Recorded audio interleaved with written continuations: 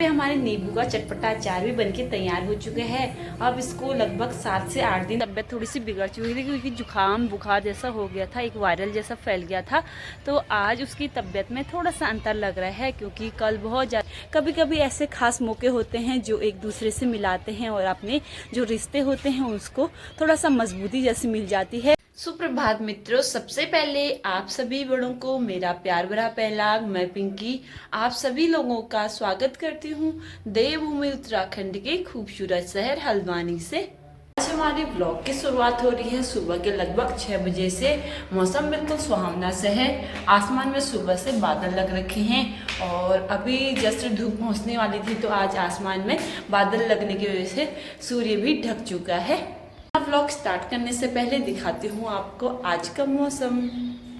आज सुबह सुबह का मौसम कुछ इस प्रकार हो रखा है और सुबह सुबह मौसम का मिजाज कुछ इस तरह से बदल रखा है। आज आसमान में काले काले बादल और साथ में जो सुबह सुबह खिली वाली धूप आती थी वो आज काले बादलों से ढक चुके हैं। साथ में यहाँ पे सुबह सुबह चिड़ियाँ चहचहाने की आवाज़ और साथ साथ में सुबह के सोसाइटी का माहौल एकदम शांत सा बना हुआ है। सुबह सुबह हम लोगों ने सबसे पहले योगा करने के बाद अभी चाय पीने का टाइम हो चुका है और मैंने यहाँ पे गर्मा गर्म चाय भी बना ली है।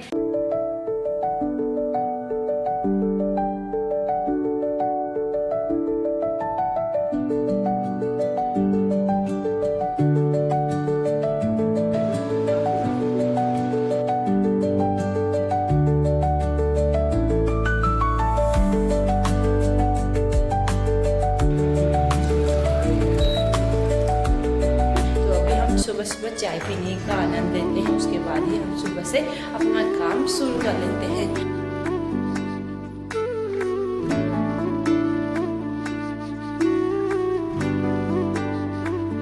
बाकी अक्सर की तबीयत रात में थोड़ा सा ज़्यादा हो गई थी और रात भर सोई नहीं थी तो आज बिल्कुल अजीब जैसा हो रखा है क्योंकि रात भर उसकी वजह से हम भी नहीं सो पाए। तो बिल्कुल ऐसा हो रखा है कि आलस जैसा आ रहा है सुबह सुबह उठने में। और आज मौसम भी बिल्कुल ख़राब हो चुके हैं, बादल लग रखे हैं और हवा तो बिल्कुल चल नहीं रही है और साथ साथ में एक शांत जैसे माहौल हो रखा है। तो इस वजह से भी आज थोड़ा सा अजीब जैसा लग रहा है, नहीं तो और दिन धूप खिली खिली वाली आ जाती है और सुबह सुबह का मौसम काफ़ी सुहावना बना रहता है। वातावरण में चारों ओर धुंध फैल चुकी है। जंगलों में आग लगने की वजह से आज मौसम में भी बिल्कुल धुंधलापन आ गया है और साथ साथ में इन पहाड़ों के नज़ारे बिल्कुल ढक चुके हैं। जैसे कोहरे के टाइम पे ठंडों में होता था वैसे बिल्कुल वैसे नज़ारे आज भी दिखाई दे रहे हैं और अभी भी इन जंगलों में आग लगी हुई है। तो अभी जब तक बारिश नहीं होती तब तक ये मौसम में बिल्कुल सुधार आएगा नहीं और जब बारिश होगी तभी इन जंगलों की आग बुझ पाएगी, वरना मुश्किल लग रहा है। थोड़ा थोड़ा करके मौसम का मिजाज भी बदलने लग गया है और यहाँ पे मौसम थोड़ा सा बिगड़ने लग गया है। तो इस वजह से मैं आई थी छत पे। तो अभी मौसम में बहुत ज़्यादा तापमान जो ज़्यादा बढ़ चुका था वो थोड़ा सा कम हो चुका है। बाकी यहाँ पे बादल लगने की वजह से आज धूप बिल्कुल दिख नहीं रही है। सुबह से धूप बादलों के बीच में छुप गया है तो अभी हल्के हल्के हवा भी चलने लगी है छत पे। तो इस वजह से अभी दिन का मौसम भी काफ़ी अच्छा हो रखा है और अभी बज चुके हैं दिन की 11। तो अभी हम लोगों ने नाश्ता वगैरह किया नहीं है। तो पापा की पूजा ख़त्म होते ही हम लोग एक साथ ब्रेकफास्ट और दिन का खाना साथ में करते हैं। तो अभी फ़िलहाल के लिए बस इतना ही।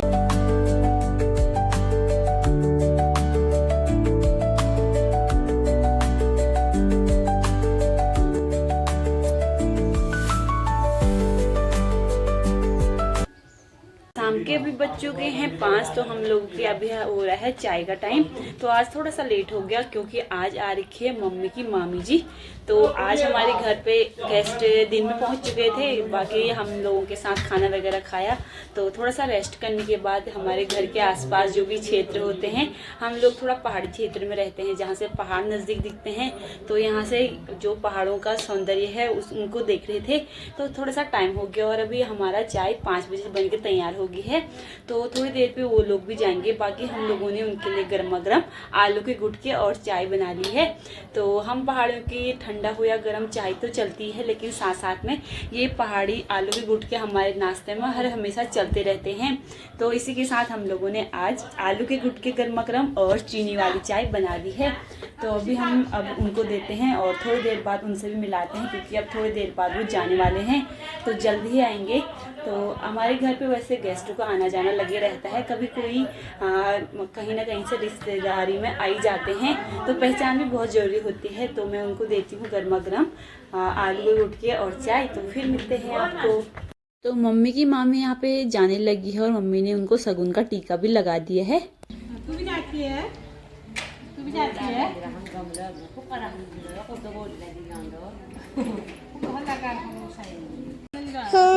बाय कर दो, देखो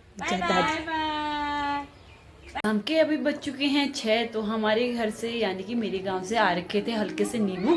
तो लगभग 1 से 1.5 किलो नींबू थे, लेकिन बनाने की वजह से आधे बिल्कुल ख़राब हो चुके हैं और 1 किलो जितने बचे थे। तो आज हम बना रहे हैं नींबू का चटपटी अचार। तो खट्टी मीठी तो होती है, नींबू तो खट्टा ही हुआ, लेकिन इसकी एक चटपटी जैसी अचार बनती है। तो आइए जानते हैं इसकी रेसिपी कैसी रहती है, मतलब इसको कैसे बनाया जाता है और इसमें क्या क्या डाला जाता है। तो सारी चीज़ें आपको दिखाते हैं। तो मम्मी यहाँ पे जो नींबू होते हैं उनको हमने पहले से अच्छे से धो लिया था। तो अच्छे से धोने के बाद बिल्कुल साफ़ करने के बाद बिल्कुल उसमें नमी नहीं रहना चाहिए, यानी कि पानी। तो मम्मी यहाँ पे काटने का काम करने लगी है।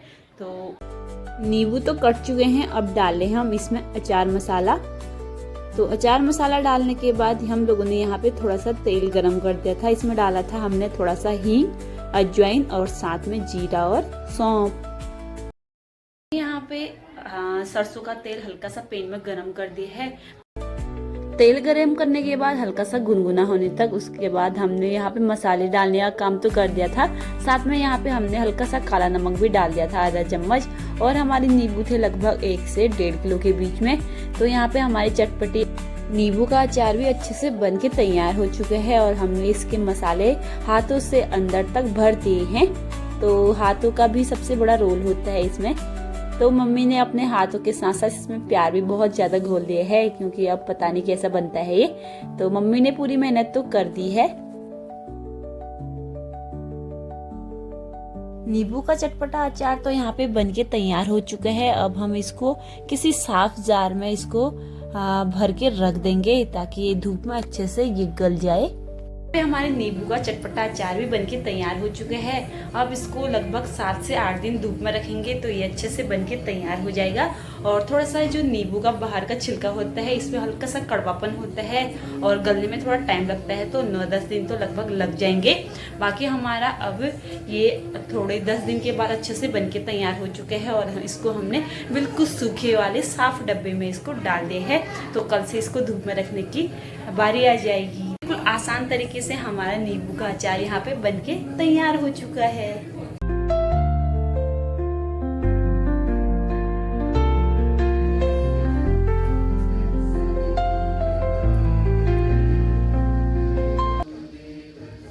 शाम के अभी बज चुके हैं लगभग 6:30। तो आई थी मैं अपने छत पे।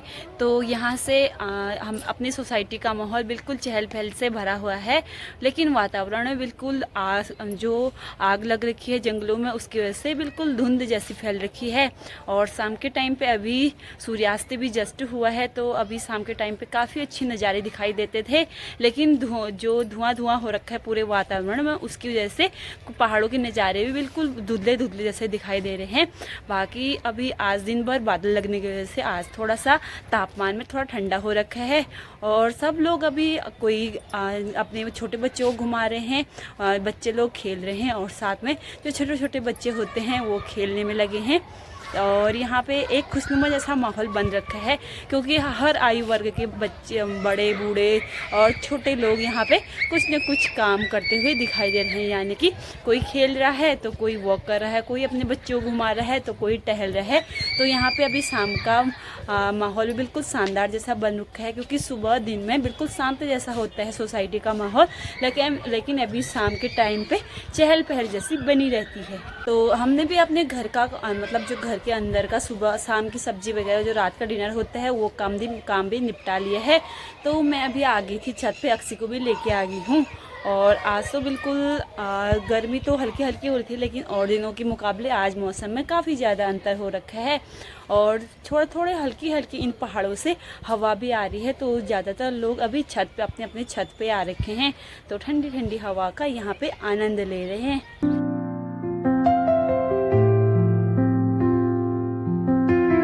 तो यहाँ पे मम्मी की मामी आई थी, वो भी चली गई हैं, और उनका शगुन का टीका लगाने के बाद फिर उन लोगों को हमने विदा कर दिया था।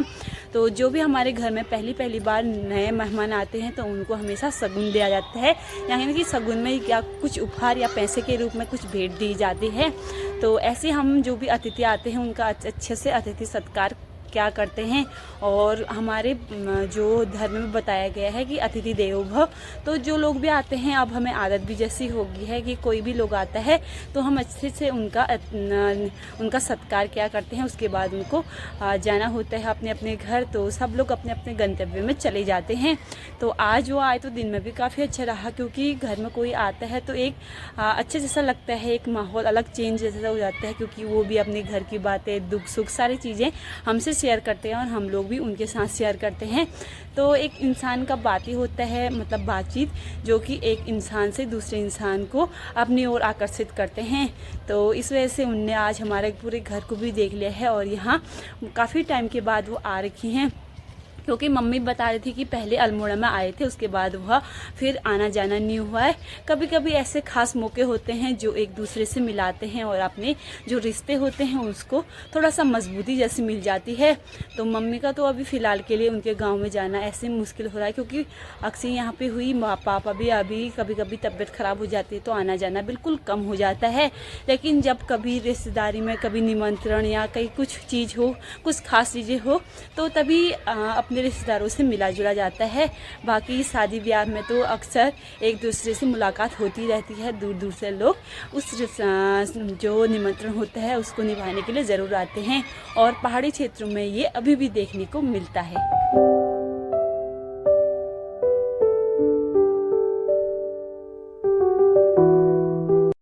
मैंने भी यहाँ पे छत पे टहल लिया है और अब रात होने वाली है।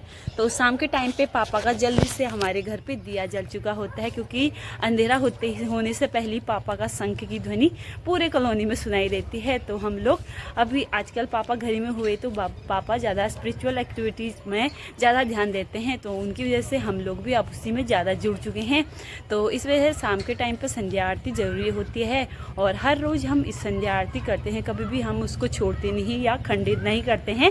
तो अब मैं भी जाती हूँ, और थोड़ी देर मैंने यहाँ पे भी टहल लिया है। बाकी अक्सी अभी यहाँ पे खेल रही है, जाने का तो उसका बिल्कुल मन नहीं कर रहा है, क्योंकि घर के अंदर भी थोड़ा सा उमस जैसा हो ही रहा है। लेकिन कल के मुकाबले आज का मौसम काफ़ी अच्छा है। कल से इन पहाड़ों के नज़ारे काफ़ी सुंदर लगते थे, आज वो बिल्कुल धुएं से बिल्कुल ढक चुका है, और ऐसा लग रहा है कि जैसे कि बहुत ज़्यादा बारिश हो रही है या बहुत ज़्यादा कोहरा लग रखा है।